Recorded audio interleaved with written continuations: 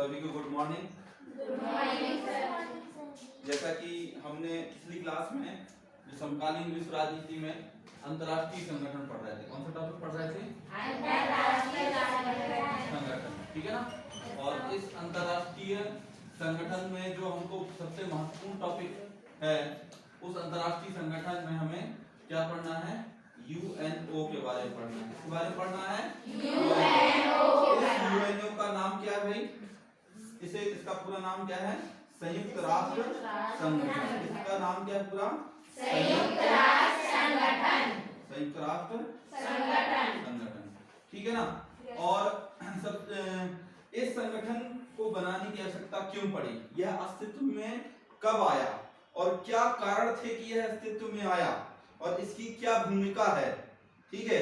इसकी स्थापना से लेकर के वर्तमान परिदृश्य तक में इसमें क्या क्या बदलाव आए और इसने अपने स्थापना से लेकर वर्तमान तक में इसने अंतर्राष्ट्रीय पटल पर क्या क्या भूमिका निभाई है।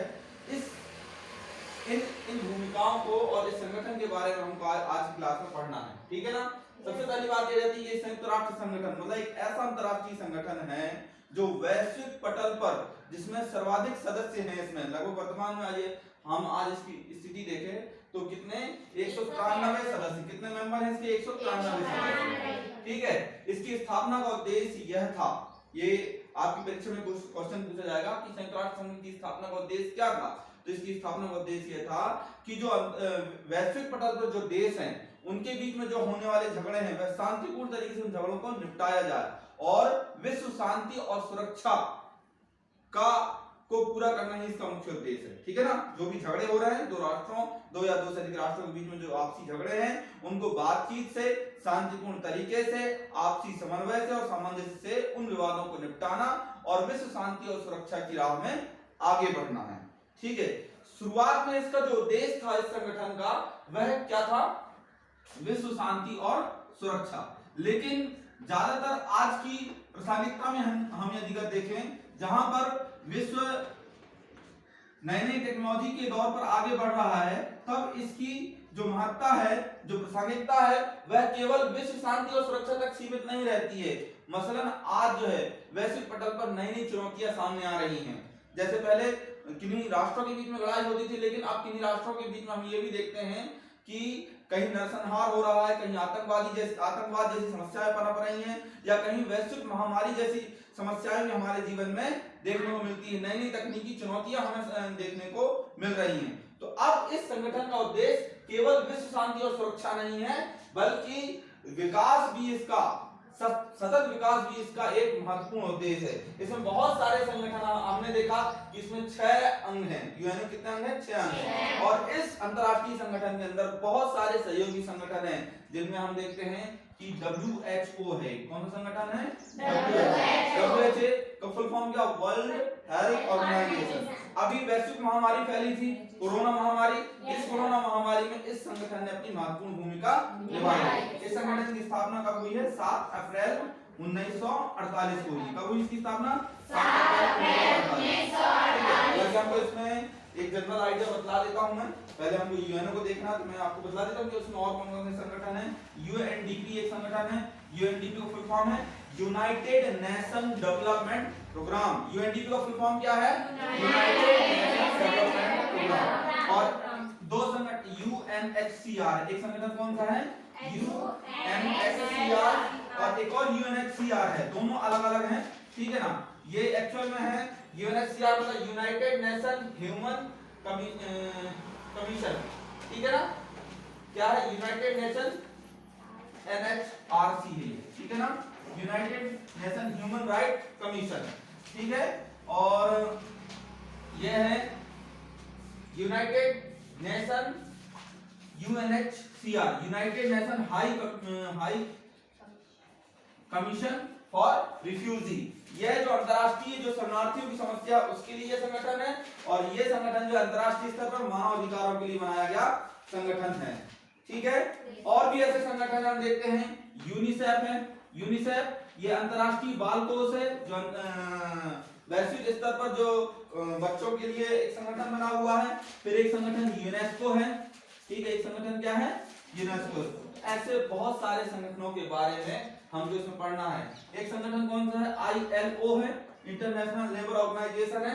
तो ये सब संयुक्त राष्ट्र संघ के अंतर्गत काम करने वाली संस्थाएं हैं, जो वैश्विक पटल पर केवल अब इन्हीं संगठन, ये स्वास्थ्य के ऊपर काम कर रहा है, ये विकास के ऊपर काम कर रहा है, ये मानवाधिकारों के ऊपर काम कर रहा है, ये शरणार्थी समस्याओं को लेकर के काम कर रहा है, ये बच्चों की समस्याओं को लेकर के काम कर रहा है, ये एक शैक्षणिक और सांस्कृतिक वैश्विक संगठन है जो शिक्षा को बढ़ावा देने के लिए, विश्व की विरासतों को बढ़ावा देने के लिए, सांस्कृतिक क्षेत्र में अंतर संस्कृति क्षेत्र को बढ़ावा देने के लिए, ये एक अंतर्राष्ट्रीय श्रम संगठन है जो मजदूरों की समस्याओं को लेकर के जो है ये संगठन बना हुआ है। तो यह जो संयुक्त राष्ट्र संगठन है, यह केवल विश्व शांति और सुरक्षा तक इसका दायरा नहीं, बल्कि इसका दायरा बढ़ चुका है। जहां पर विकास की बात हो रही, नवसतत विकास है, जहां नई प्रौद्योगिकी का कैसे मानव कल्याण में बेहतर उपयोग किया जा सकता है, इन सारी बातों को हमको इस चैप्टर में पढ़ना है। तो सबसे पहले हम देखते हैं संयुक्त राष्ट्र संगठन के बारे में। देखिए, पहला वर्ल्ड वार हो चुका था। पहला वर्ल्ड वार कब से कब तक हुआ था भाई? 1914 से लेकर के 1918 तक हुआ था, ठीक है ना। फर्स्ट वर्ल्ड वार हम देखते हैं। फर्स्ट वर्ल्ड वार हुआ था 1914 से लेकर के, ठीक है ना, 1914 से लेकर के 1918 तक हुआ था। इस प्रथम विश्व युद्ध में बड़े स्तर पर जन धन की हानि हुई थी, बहुत बड़ी मात्रा में आम जनसंख्या मारी गई थी और पैसे की बर्बादी भी हुई थी, ठीक है। तब जब प्रथम विश्व युद्ध हुआ तब ये बात लोगों के मन में आई, जिसमें खासकर जो अमेरिकी राष्ट्रपति थे वुडरो विल्सन ने कॉन्सेप्ट दिया कि कोई ऐसा संगठन होना चाहिए, अंतरराष्ट्रीय संगठन, जो किन्हीं देशों के बीच में जो विवाद हो रहा है उन विवादों को युद्ध में ना बदले, जो आपसी मतभेद है वह मतभेद बड़े स्तर में ना जाए, युद्ध में ना बदले। इसलिए एक ऐसा संगठन बनना चाहिए जो दो या दो से अधिक देशों के बीच में होने वाले विवादों को वह समाप्त कर सके। इसी विचारधारा पर जो है अमेरिकी राष्ट्रपति वुडरो विल्सन की विचारधारा के आधार पर लीग ऑफ नेशन बना। कौन सा संगठन बना? लीग ऑफ नेशन, ठीक है। ये लीग ऑफ नेशंस बना 1918 में बना, 1918 में बना।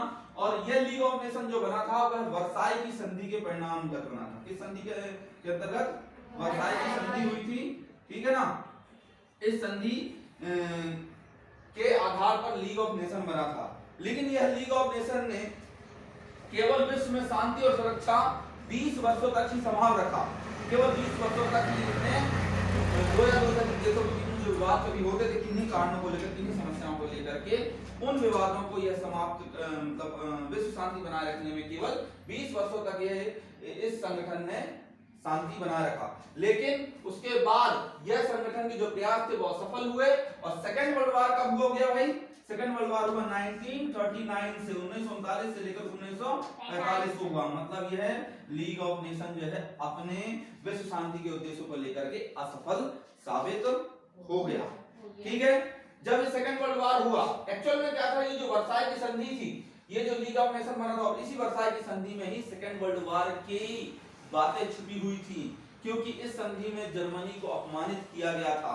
और वही कारण बना सेकेंड वर्ल्ड वार का 1939 से लेकर के 1945 तक, ठीक है।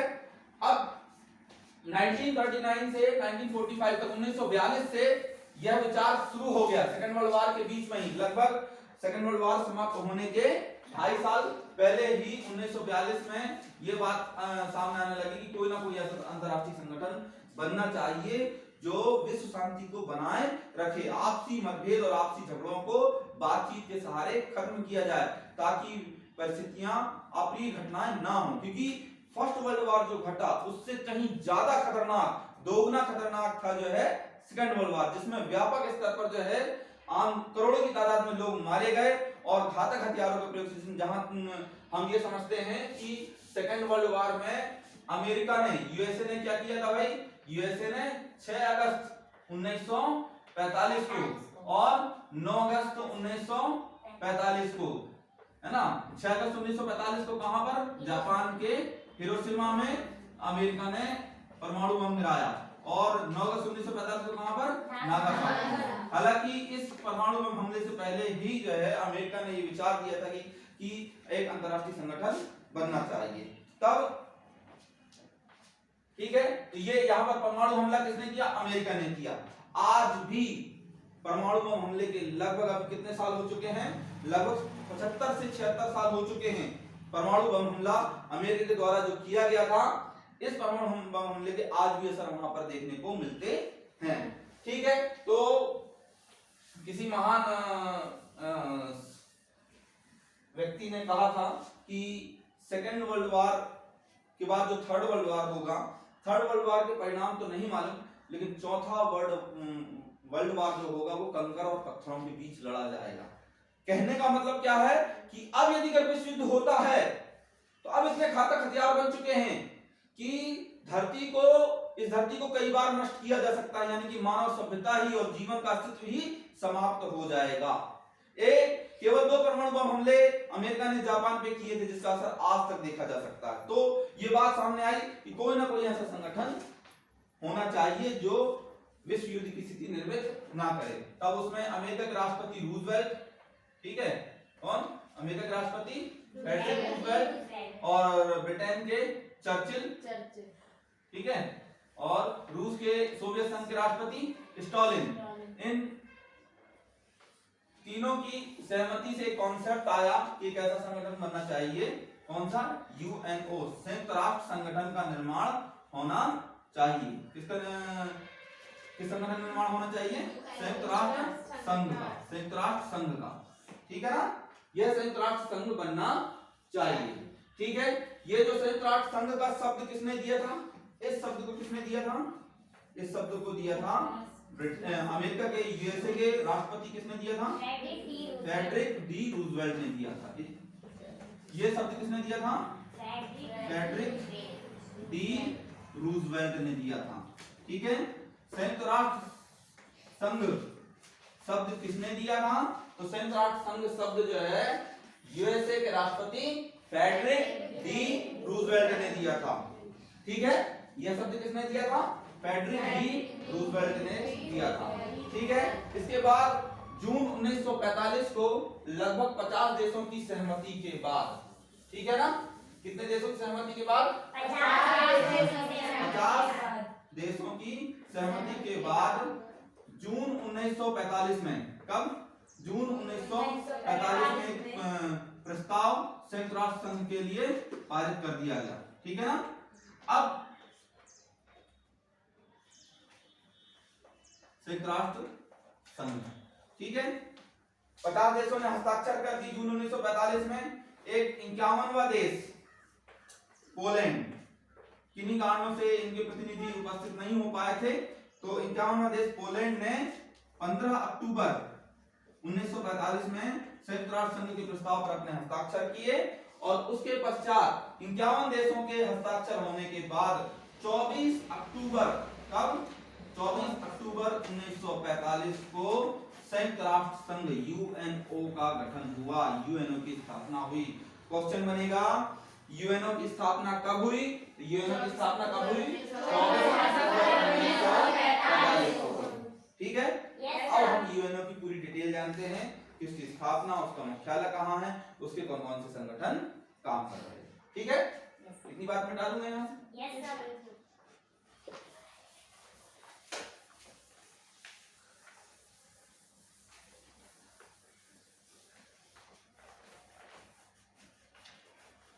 अब हम देखते हैं यूएनओ के बारे में।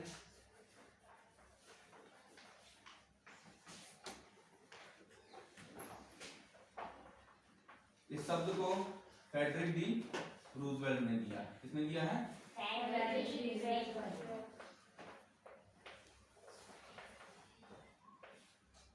इसकी स्थापना कब हुई है? 24 अक्टूबर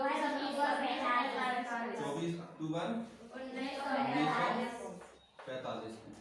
इसका मुख्यालय कहाँ पर है? ठीक है, न्यूयॉर्क कहाँ पर है भाई? किस देश का शहर है न्यूयॉर्क? यूएसए का, संयुक्त राष्ट्र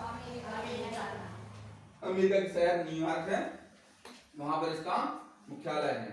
ठीक है, संस्थापक सदस्य कितने हैं इसके? 51 देश जो है इसके संस्थापक हैं। भारत संयुक्त राष्ट्र संघ का कैसा सदस्य है? भारत संस्थापक सदस्य। भारत संयुक्त राष्ट्र संघ का संस्थापक सदस्य है। कैसा सदस्य है? संस्थापक सदस्य है। ठीक है, तो ये संस्थापक सदस्य हो गए। वर्तमान में सदस्य संख्या कितनी है? 193। वर्तमान सदस्य कितने हैं? 193 है। ठीक है, तो इतनी बातें हैं। अब इसमें संयुक्त राष्ट्र संघ के अंग देखते हैं ना। संयुक्त राष्ट्र संघ के कितने अंग हैं? 6। संयुक्त राष्ट्र के 6 अंग हैं, 6 प्रमुख अंग है ना। ठीक है, और इसकी बहुत सारी सहयोगी संस्थाएं भी हैं। ठीक, पहला अंग कौन सा है? महासभा। महासभा है। ठीक, जनरल असेंबली। दूसरा संगठन कौन सा है? सुरक्षा परिषद। सुरक्षा परिषद है। ठीक, तीसरा संगठन कौन सा है इसका? आर्थिक सामाजिक परिषद।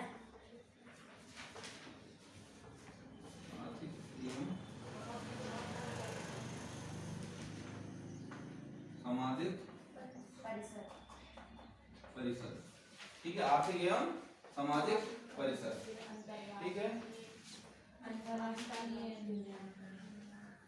फिर अगला कौन सा है? अंतर्राष्ट्रीय न्यायालय। ठीक,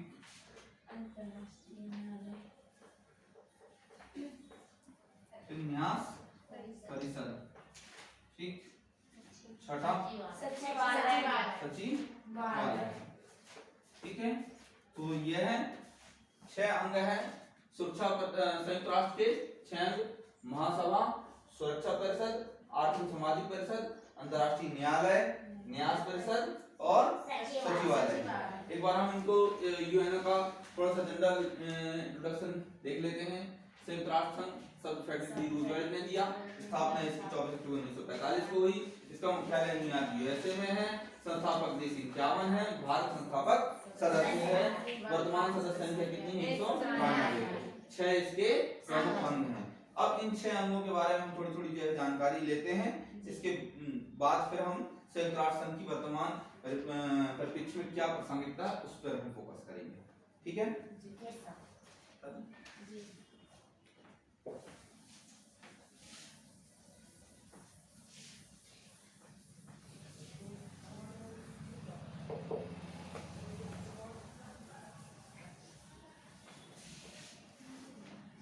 अब हम देखते हैं महासभा के बारे में।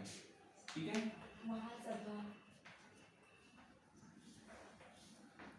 महासभा जो है संयुक्त राष्ट्र संघ की एक बहुत महत्वपूर्ण संस्था है। ठीक है, इसे विश्व की लघु संसद कहा जाता है। इसके शुभ नाम से जाना जाता है इसे विश्व की लघु संसद कहते हैं। ठीक है, महासभा क्या कहते हैं? विश्व की लघु संसद कहते हैं। ठीक है, और इसकी बैठक कब होती है? प्रतिवर्ष सितंबर माह में। इसकी बैठक कब होती है? सितंबर माह में इसकी बैठक आयोजित होती है। और इसी सितंबर माह में क्या होता है भाई कि महासभा का अध्यक्ष 1 वर्ष के लिए चुना जाता है। ठीक है, हाँ, इसका जो अध्यक्ष होता है वह 1 साल के लिए जो है महासभा के अध्यक्ष चुना जाता है ना। अध्यक्ष का कार्यकाल कितना होता है? 1 वर्ष। सदस्यों में से ही चुना जाता है। इसकी सदस्य संख्या कितनी है? संयुक्त राष्ट्र संघ की सदस्य संख्या 193 है। सदस्य संख्या कितनी है? 193 है। ठीक है, विश्व की लघु संसद कहते हैं। बैठक प्रतिवर्ष सितंबर माह में होती है। अध्यक्ष जो कार्यकाल है वो 1 वर्ष का होता है। सदस्य संख्या कितनी है? 193। ठीक है, एक्चुअल में महासभा संयुक्त राष्ट्र संघ की एक नीतिगत संस्था है। जो भी निर्णय लिए जाते हैं वह निर्णय महासभा के द्वारा लिए जाते हैं। ठीक है ना, जो भी निर्णय लिए जाते हैं किसके द्वारा लिए जाते हैं? महासभा के द्वारा लिए जाते हैं। अब हम इस महासभा के जो कार्य हैं वो देख लेते हैं। ठीक है,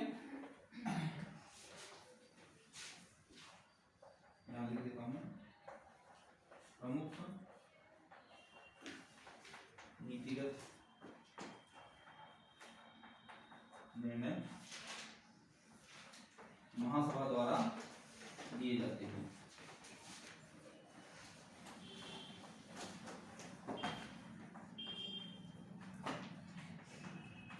ठीक है, प्रमुख नीतिगत निर्णय किसके द्वारा लिए जाते हैं? महासभा के द्वारा लिए जाते हैं। अच्छा, महासभा का काम क्या है? तो महासभा के जो प्रमुख कार्य में है, जो भी निर्णय लिए जा रहे हैं, अब यहाँ पर जो भी निर्णय लिए जाएंगे वह दो तरीके से लिए जाते हैं, या तो साधारण बहुमत से लिए जाएंगे या फिर 2/3 मेजॉरिटी से, 2/3 बहुमत से निर्णय लिए जाते हैं।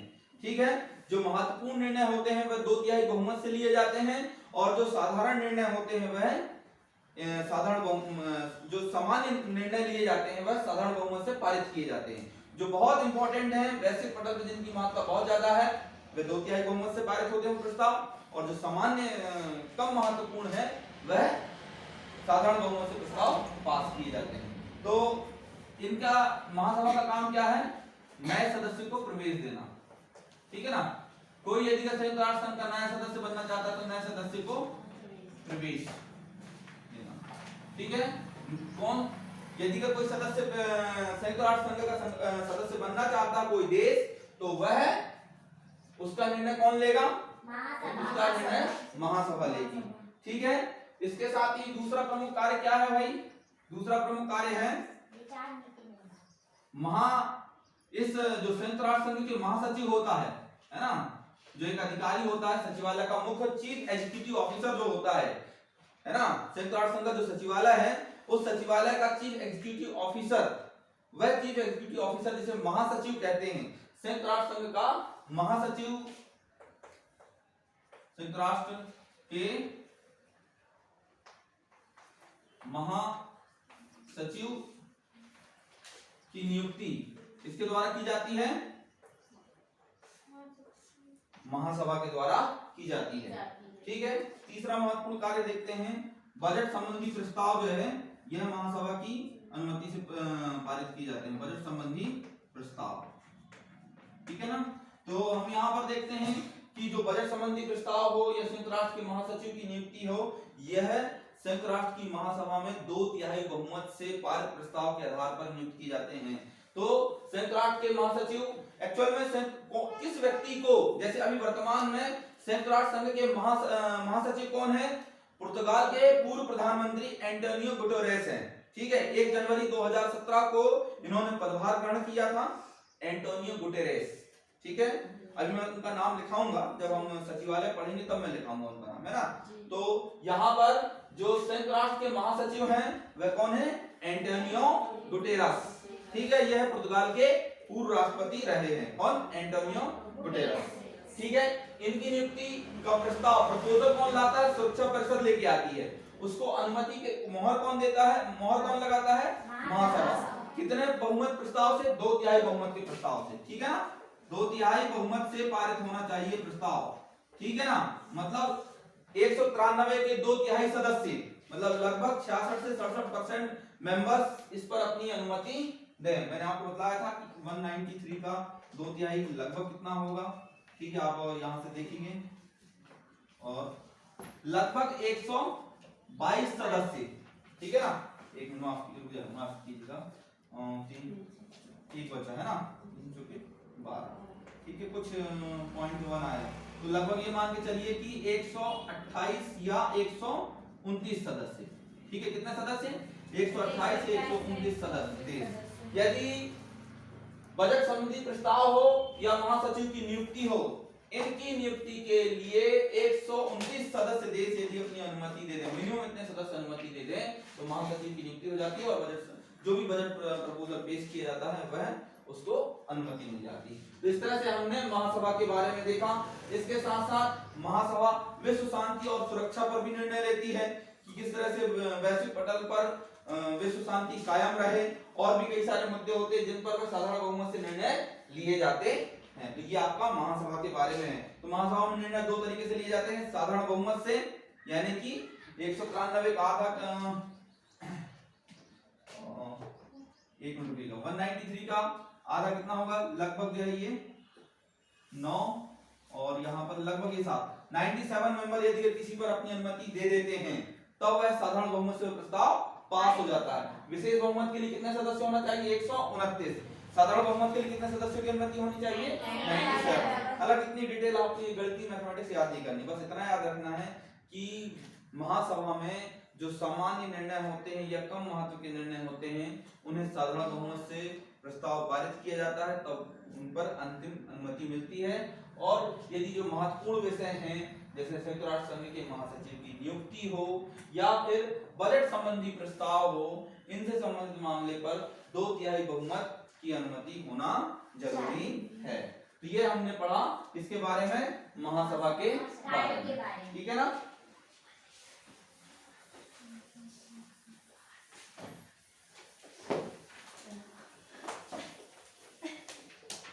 अब अगला जो अंग है संयुक्त राष्ट्र संघ का, जो सबसे महत्वपूर्ण अंग है, ठीक है, एक तरीके से कह लें कि एग्जीक्यूटिव बॉडी है सुरक्षा परिषद, ठीक है। क्या है ये? सुरक्षा परिषद। इसे विश्व का पुलिसमैन कहा जाता है, विश्व का पुलिसमैन कहा जाता है। मैंने आपको बताया था, इसका उपनाम मैंने क्या कहा था? विश्व का पुलिसमैन कहते हैं। सुरक्षा परिषद क्या कहा जाता है? विश्व का पुलिसमैन, ठीक। अब यहाँ पर एक चीज देखने में ये आता है कि इसमें 2 तरह के सदस्य होते हैं, ठीक है। सुरक्षा परिषद में कितने तरह के सदस्य होते हैं? 2 तरह के सदस्य होते हैं, एक स्थायी सदस्य होते हैं और अस्थायी सदस्य। अस्थायी सदस्य हमको याद नहीं करने हैं क्योंकि वो बदलते रहते हैं, है ना, वो निश्चित नहीं होते। अस्थायी सदस्यों का कार्यकाल 2 वर्ष का होता है और स्थायी तो हमेशा स्थायी रहते हैं। तो सुरक्षा परिषद में स्थायी सदस्य और अस्थायी सदस्य, ठीक। स्थायी सदस्यों की संख्या कितनी है? 5, ठीक है। इनकी सदस्य संख्या कितनी है? 5। इनकी सदस्य संख्या कितनी है?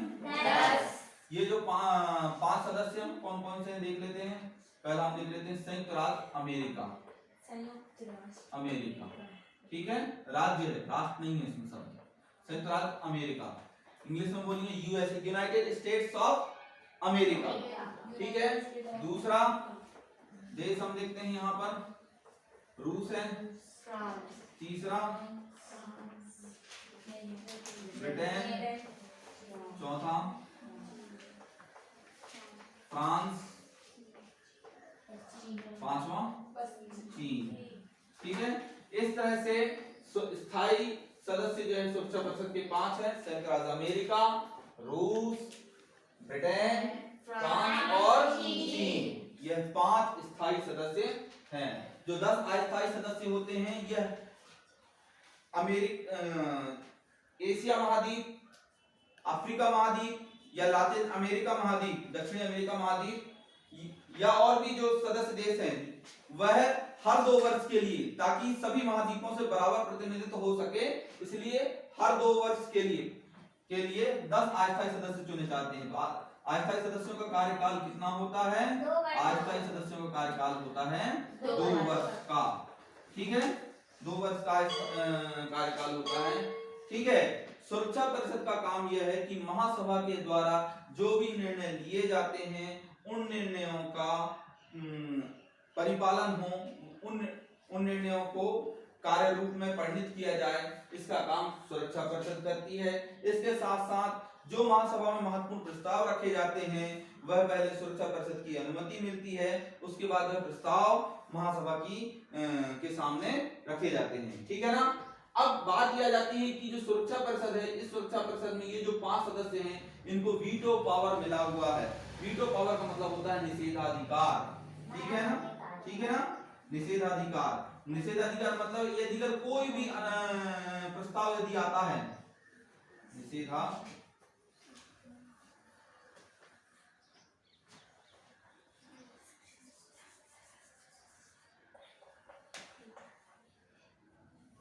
वीटो पावर, ठीक है।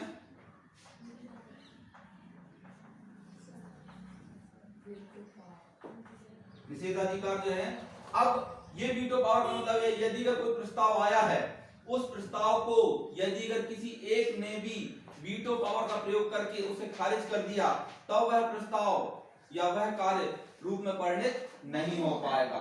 यही कारण है कि ये जो 5 सदस्य हैं इनके बीच में आपसी मनमुटाव या आपसी तनाव के कारण यदि अगर इन 15 सदस्यों में से यदि 14 सदस्य भी यदि अपनी अनुमति दे रहे हैं और इस 5 स्थायी सदस्यों में से एक ने भी यदि वीटो पावर का प्रयोग कर लिया तो वह प्रस्ताव खारिज हो जाता है और उसे महासभा पटल में नहीं रखा जा सकता। इस तरीके से अनुमति उसे नहीं मिल सकती है।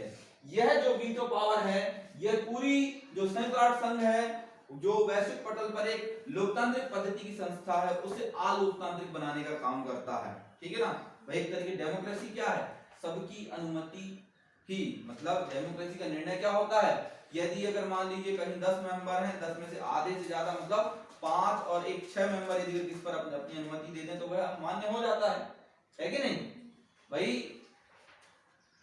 लोकतंत्र का मतलब क्या होता है, जैसे आप लोग इतने लोग बैठे हुए, मान लीजिए 30 लोग बैठे हुए हैं तो आधा कितना होगा 30 का 15 और एक 16, यदि 16 लोग यदि अगर अपनी अनुमति दे दें तो वह मान्य हो जाएगा, वह निर्णय कार्य रूप में परिणत हो जाएगा। अब मान लीजिए 30 में से यदि अगर एक दो ने भी मना कर दिया तो वह कार्य रूप में परिणत नहीं होगा। यही होता यही है कि स्थायी सदस्य में से एक ने भी यदि किसी प्रस्ताव पर अपने वीटो पावर का प्रयोग कर लिया मतलब कि वह प्रस्ताव खारिज हो जाता, वह प्रस्ताव या प्रपोजल जो है वह सस्पेंड हो जाता। कहने का मतलब यह है कि वह एक अलोकतांत्रिक पद्धति को बढ़ावा देने का काम करता है और यहीं पर इसी स्थायी सदस्यों की मंशा पर सवाल उठता है जो कि महासभा जो है जहां पर ज्यादातर विकासशील देश हैं उनकी उतनी बड़ी संख्या वैश्विक पटल पर जो सबसे ज्यादा विकासशील देश है उनकी नहीं सुनी जाती है। केवल ये पश्चिमी जो देश है, ये पैसे वाले जो देश है, ताकतवर राष्ट्र हैं, इनमें से किसी एक ने भी यदि वीटो पावर का प्रयोग कर लिया तो वह प्रस्ताव खारिज हो जाता है। यही इसी पर स्थायी जो सदस्य हैं सुरक्षा परिषद के, इनकी जो कार्यप्रणाली है उसे अलोकतांत्रिक करार दिया जाता है। जो वीटो पावर का प्रयोग करते हैं वह कैसा है, अलोकतांत्रिक है और इसी कारण इसकी आलोचना की जाती है। ठीक है। अब बहुत लंबे समय से ये बात चल रही है कि सुरक्षा परिषद में सदस्य संख्या बढ़ाई जानी चाहिए। देखिए जब यह संयुक्त राष्ट्र संघ बना था तो विश्व के ज्यादातर देशों की जो आर्थिक स्थिति थी वह इतनी मजबूत नहीं थी। यदि अगर हम कहें तो सबसे ज्यादा पैसे वाला संयुक्त राष्ट्र अमेरिका और उस समय रूस की जगह सोवियत संघ था। वह दो ताकतवर राष्ट्र थे और थोड़ी बहुत आर्थिक स्थिति इनकी मजबूत थी, लेकिन एज कंपेयर यदि हम बात करें संयुक्त राष्ट्र अमेरिका या उस समय रूस से पहले जो सोवियत संघ था वह आर्थिक रूप से मजबूत संगठन थे। चीन भी थोड़ा बहुत मजबूत उतना नहीं था जितने ये दो राष्ट्र थे, लेकिन फिर भी ये बाकियों की अपेक्षा ये 5 जो देश थे वह ताकतवर थे। लेकिन जब यह संगठन बना था तब केवल 51 देश इसके सदस्य थे। आज यह संगठन बढ़ करके इसमें कितने सदस्य संख्या हो गई है, 193। इतने बृहद आबादी को, इतने विश्व की वैश्विक पटल पर इतने सारे देशों का जो प्रतिनिधित्व है वह केवल 5 देशों के हाथों में हो तो यह उचित प्रतीत नहीं होता है। ये कई वर्षों से मांग उठ रही है कि स्थायी सदस्यों की संख्या बढ़ाई जानी चाहिए और अस्थायी सदस्यों की भी संख्या बढ़ाई जानी चाहिए। तो प्रश्न उठता है कि सुरक्षा परिषद के किन सदस्यों को स्थायी सदस्य बनाया जाना चाहिए। समझ रहे हैं भाई, ये 5 देश तो हैं। जब स्थापना हुई थी तब कितने देश थे, केवल 51 देश थे, लेकिन आज कितने हैं वर्तमान में, 193। तो यही सवाल उठा कि क्या संयुक्त राष्ट्र संघ में बदलाव करना जरूरी है। क्या अंतरराष्ट्रीय पटल पे जो वैश्विक शांति की बात होती है, जहां पर अंतरराष्ट्रीय आपसी झगड़ों को, विवाद को बातचीत के सहारे, इसमें क्या किया जाता है, बातचीत के सहारे झगड़ों को या विवादों को कम करने का, तनाव को कम करने का प्रयास किया जाता है। जब ये संगठन बनना चाहिए था तब इस संगठन की प्रासंगिकता पर जो संयुक्त राष्ट्र संघ के दूसरे महासचिव थे डेगर हैमरशेल्ड थे, जो दूसरे महासचिव थे संयुक्त राष्ट्र संघ के, उन्होंने यह कहा था कि संयुक्त राष्ट्र संघ मानवता को स्वर्ग तो नहीं पहुंचा सकता, लेकिन ये जरूर है कि नरक से बचा सकता है। समझ रहे हैं बात को? संयुक्त राष्ट्र संघ मानवता को स्वर्ग तो नहीं पहुंचा सकता, लेकिन इसे नरक से बचा सकता है। इस बात को समझिए कि संगठन की जो स्थापना हुई है वह आपको बहुत बेहतर जीवन दे, इसकी गारंटी तो नहीं है, लेकिन इस बात की गारंटी जरूर यह संगठन देगा कि आप किसी ऐसी मुसीबत में ना पड़ जाए, आपका जीवन जो है जानवर की तरह ना हो जाए, पाशविक ना हो जाए। कहने का मतलब ये है कि हम दोबारा किसी ज्वालामुखी के मुख में जाकर के पूरी आबादी को हम नहीं ढकेल देंगे। कहने का मतलब ये था कि किसी विवाद को नहीं उत्पन्न होने दिया जाएगा।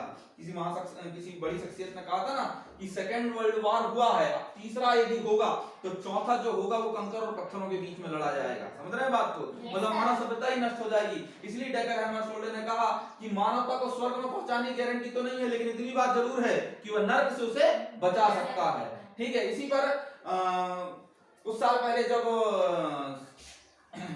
कांग्रेस की गवर्नमेंट केंद्र में थी और उस समय जो विदेश मंत्री थे शशि थरूर ने जब यूएनओ में अपना भाषण दिया तो उन्होंने कहा था कि चैपो करने से, मतलब कहने का मतलब यह है कि लड़ाई झगड़े से बेहतर यह है कि आकर के हम जो है जवानी लड़ाई लड़ें। वही चैपो का मतलब यही जवानी लड़ाई लड़ें।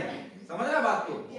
इसका मतलब ये था, उन्होंने कोट करके बोला कि जिस तरह से पूर्व प्रधानमंत्री चर्चिल ने कहा था कि लड़ने से अच्छा है, हथियारों से लड़ने से अच्छा जवान लड़ाई जाए।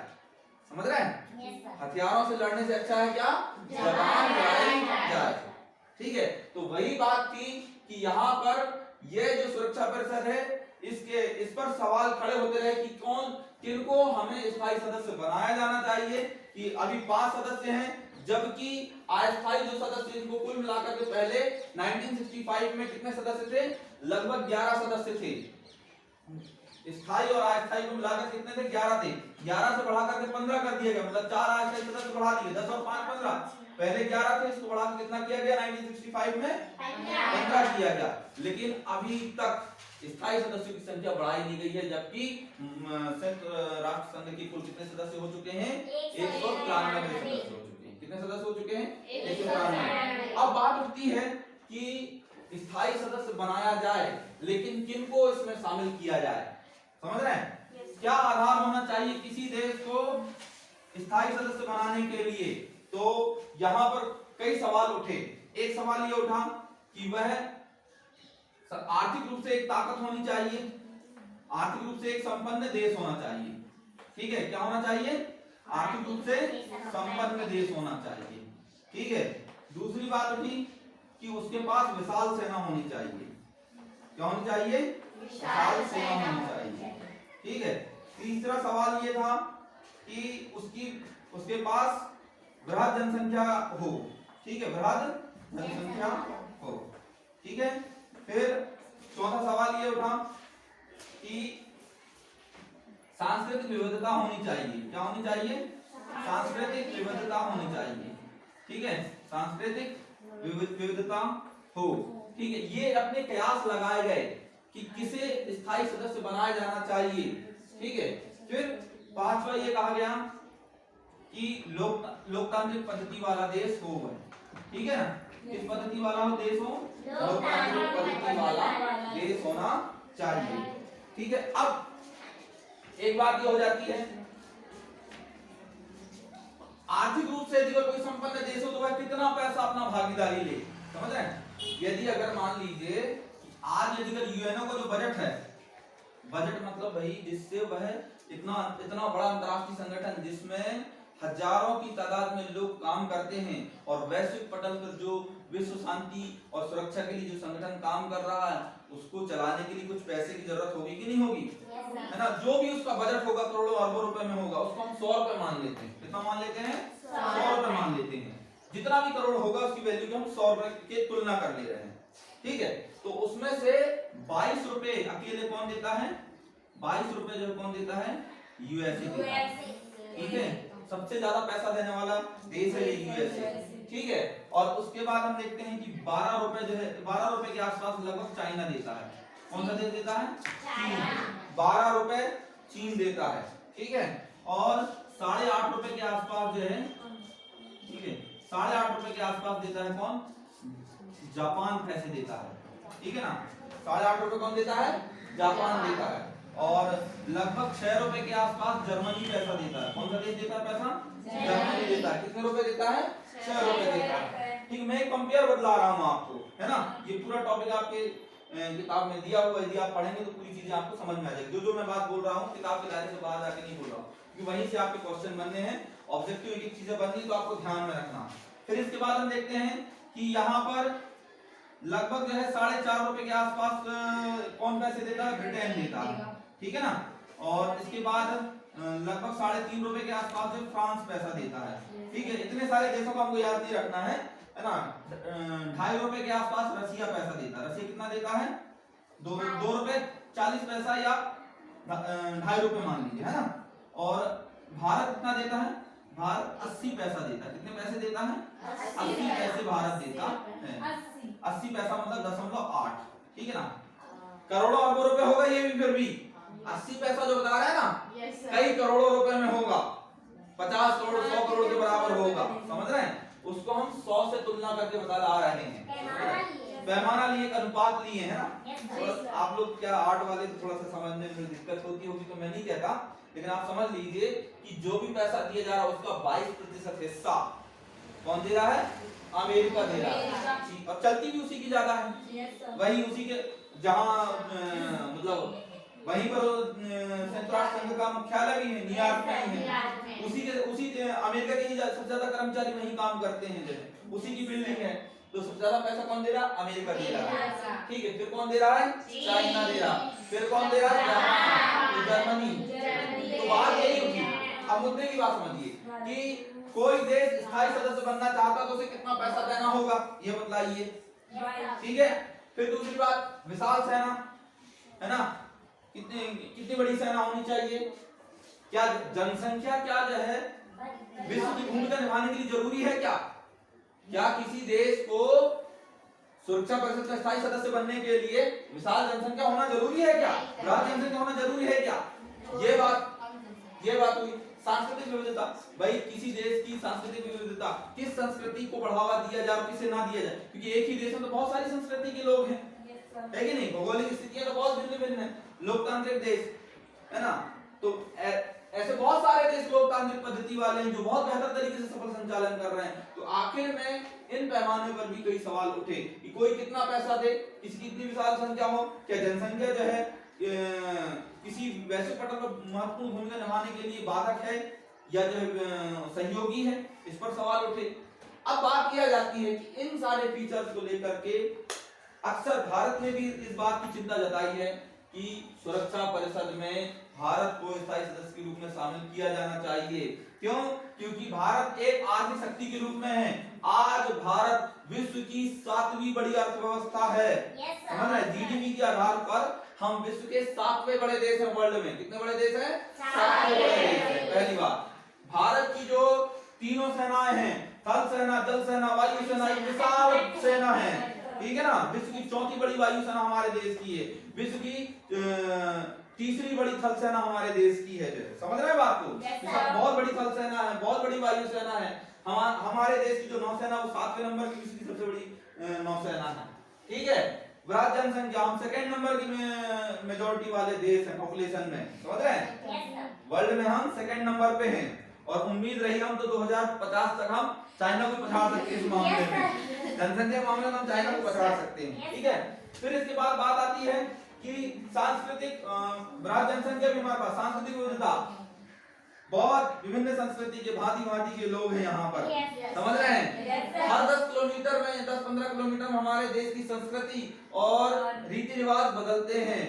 यहाँ डिंडोरी में अलग रीति रिवाज मिलेगा, छत्तीसगढ़ चले जाइए अलग रीति रिवाज मिलेगा, थोड़ा नीचे चलाइए तेलंगाना वहाँ अलग रीति रिवाज है, थोड़ा इधर साइड में आ जाइए महाराष्ट्र है, कर्नाटका है, विभिन्न भाषा के लोग हैं। लगभग 1643 के आसपास भाषाएं बोली जाती है हमारे देश में, बहुत। लेकिन हाँ इतनी भाषा, लेकिन उनमें से हमारी अनुसूची में केवल 22 भाषाओं को मान्यता दी गई, ठीक है ना।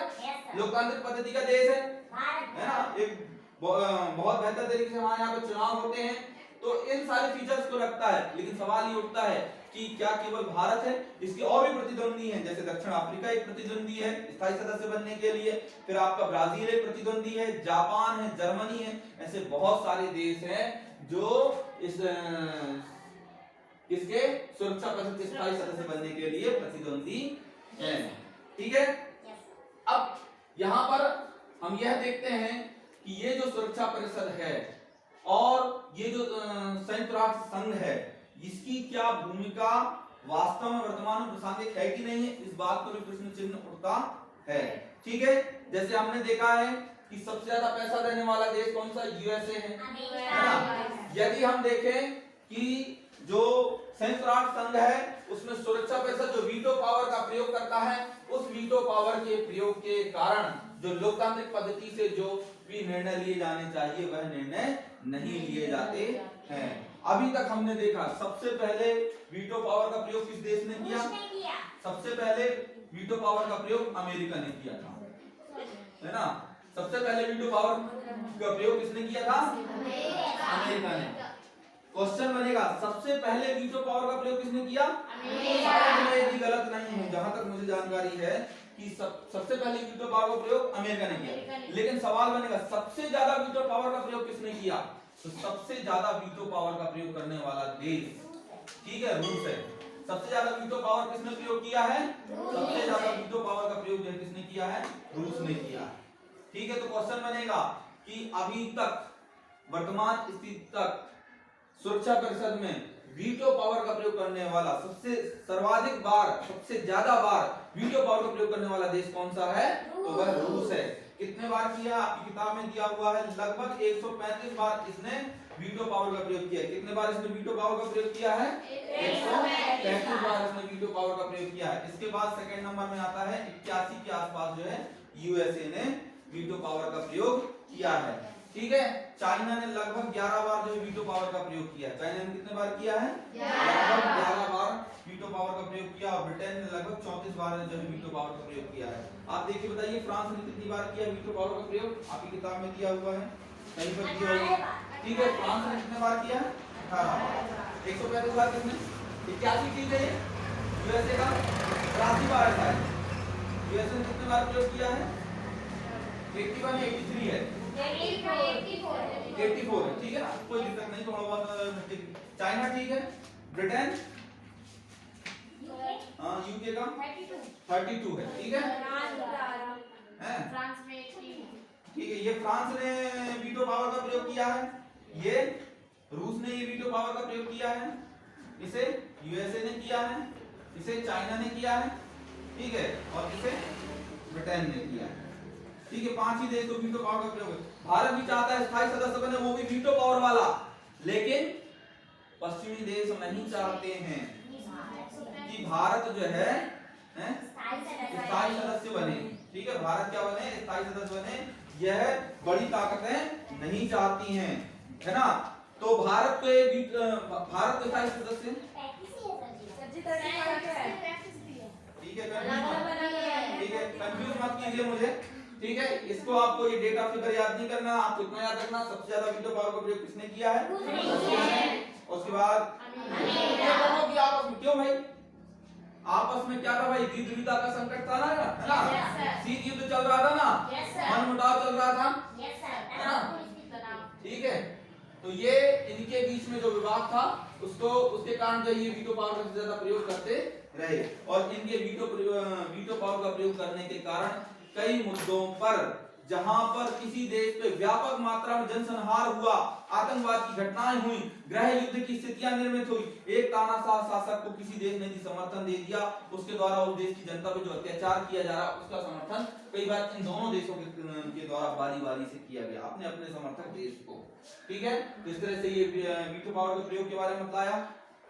भारत ने अपनी बात रखी कि सुरक्षा परिषद में बदलाव होना चाहिए, स्थायी सदस्य संख्या बढ़ाई जाए, अस्थायी सदस्यों की भी संख्या बढ़ाई जाए। ठीक है, जो देश जो आज लोकतांत्रिक पद्धति से अपने देश का संचालन कर रहे हैं, आर्थिक रूप से जो ताकतवर देश हैं, उन देशों को यूएसए का, माफ कीजिएगा, संयुक्त राष्ट्र संघ का स्थायी सदस्य बनाया जाना चाहिए।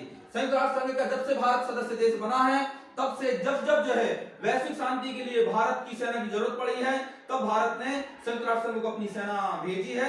इसके साथ साथ संयुक्त राष्ट्र संघ के जितने भी निर्णय हैं उसे पूरी ईमानदारी के साथ भारत ने परिपालन किया है। जो भी भागीदारी के लिए, बजट के लिए पैसे की जरूरत पड़ी है, भारत ने अपना समय पर पैसा भुगतान किया है संयुक्त राष्ट्र संघ को। इसलिए भारत की बाकायदा स्थायी परिषद में क्या मतलब एक सदस्य के रूप में जिम्मेदारी बनती, वो भी वीटो पावर वाली। लेकिन वो कहते हैं, मतलब विरोधी क्या कहते हैं कि भारत का पाकिस्तान के साथ झगड़ा चल रहा है, ठीक है, इसलिए जो है नहीं, मतलब वो कहते हैं कश्मीर की समस्या को बार बार उठाते हैं। तो इन्हीं कुछ विरोधियों के कारण जो है भारत स्थायी सदस्य नहीं बन पा रहा है।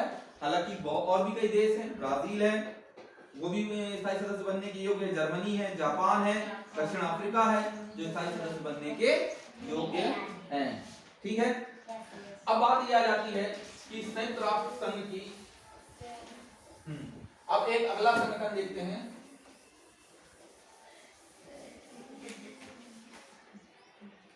आर्थिक एवं सामाजिक परिषद। क्या बोल रहे हैं?